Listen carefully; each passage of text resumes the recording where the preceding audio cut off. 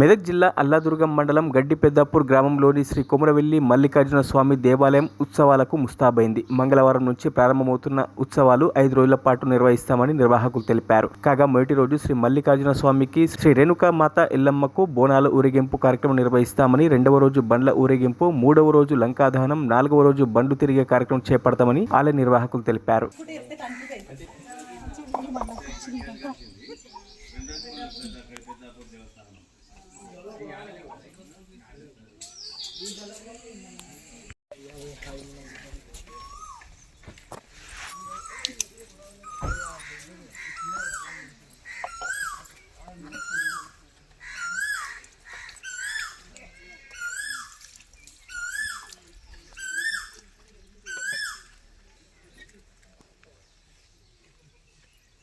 మరిన్ని అప్డేట్స్ కోసం మా ఛానల్ని సబ్స్క్రైబ్ చేయండి.